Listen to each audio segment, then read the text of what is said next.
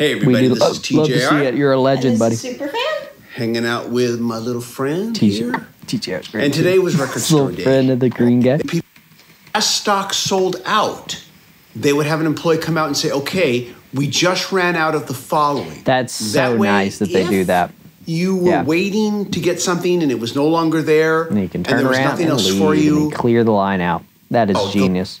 At 3:30 my name, just never did that. Yeah, we would be like 15th in line. Something like that, yeah. 20th. Yeah, so it was a lot closer in line this time. Got everything I wanted. It was a good record store day. Now, since then, a record store much closer to where we live, called Left of the Dial Record, store that's much closer, is going to open up at 6 a.m. So I thought, you know, you're getting up early anyways. Can they do that? I thought the store's going to open until at least 7 or 8. But okay. Well before 11 o'clock. Like, and still go to Port 2 titles. And go home.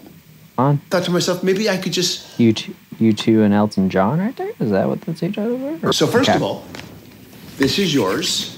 Yay! Yes. Oh, she got U2. Atomic City, U2, live from the Sphere, Las Vegas. You haven't heard of it? You just read it like you hadn't heard of it. The Mike Will Made It remix. Mike Will Made It. On translucent red vinyl, plus a unique large poster. Oh, that's cool. Please do that. Colors, you know, especially translucent. Careful. It gives it more of that candy feel, you know. The way he held it made me nervous. Oh, there's a poster. Oh. Many consider this to be his weakest album during that period. Although this album does have its bangers. I mean, it has The Bitch Is Back. It has... It can be, both can be true, buddy. It can be bangers on a weak album.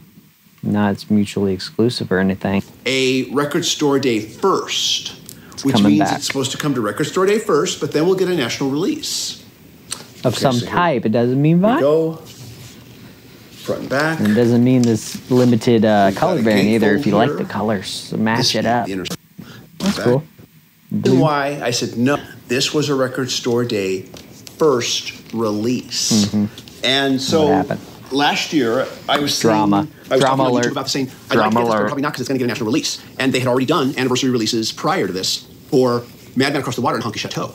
But one of my viewers, James Wilson, thank you, James Wilson, by the way, said totally no, TJR, get it. I've heard from some very good sources that this is all they're going to do. This record store day release is all they're going to do. This was also a 2 LP set that also featured a second disc with bonus tracks. And maybe they'll release and maybe they won't. That's what we're finding out. I thought, I find that hard to believe that they wouldn't do that. I mean, this is Elton John after all.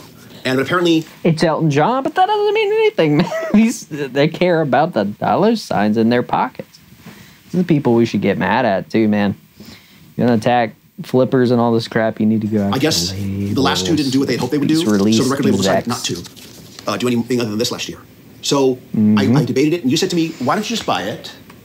Why don't you just buy it? Hold on to it. Don't open it. Wait for that national release. If it comes out, you can always get it then and sell this one for more than you paid for it, probably. I said, okay, that makes sense. Maybe not. Of course, I was anxious to open it, but I resisted. I put it away. Do better here.